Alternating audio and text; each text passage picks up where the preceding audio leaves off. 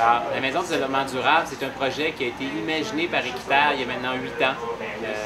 Les membres d'Équiterre souhaitaient, par ce projet-là, améliorer les conditions de travail de leurs employés, de leurs bénévoles, mais aussi faire de ce projet-là un projet démonstratif, un projet éducatif qui allait amener l'industrie du bâtiment vers des pratiques plus durables.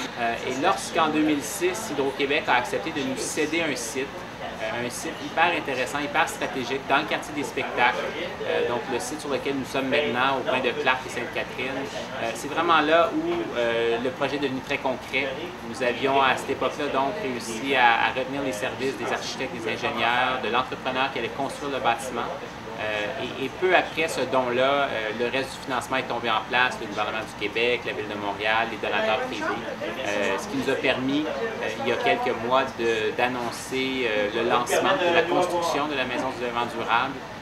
Et maintenant, nous sommes en voie de réaliser ce projet qui est en cours maintenant depuis plus de 8 ans.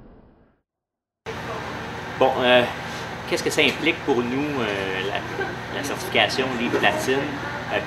Nous et notre entrepreneur? Mais je dirais que nous, on a pris la décision d'être LEED Platine à une époque où il y avait 4 LEED Platine au monde.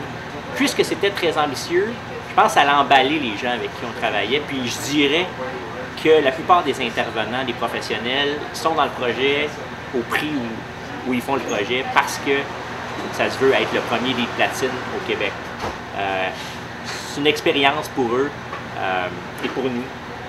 Et puis bon, à partir de ça, comment qu'on le réalise, ça se fait en plusieurs étapes. L'École de technologie supérieure, qui nous a aidé à mettre sur pied une espèce de protocole, faire décortiquer le projet en plusieurs étapes et s'assurer à chaque étape qu'on suit bien qu'on est en bonne route pour remplir nos objectifs. Bon, ça a été difficile pour les entrepreneurs et les professionnels, ce système-là, qui était imposé par nous, parce que ça leur demandait une surcharge de travail à une époque où ils ne sont pas habitués de donner. Bon, je dirais que pour une entreprise, pour un entrepreneur qui en est à son premier projet LEED, ça doit être excessivement frustrant et stressant. Donc, Pomerleau, il avait déjà fait des bâtiments LEED. Je pense que ça leur a permis de se dire « OK, on est capable de faire un LEED Platine », ce qui est excessivement exigeant. En gros, c'est un peu ça la dynamique. Il s'agit de mettre en place des systèmes de suivi rigoureux tout au long du processus, pas seulement à la fin, ce qui a été la tendance durant les premières années, les premières certifications. Ça se faisait a posteriori, dans le fond. Il s'agit de faire ça avant et pendant, surtout.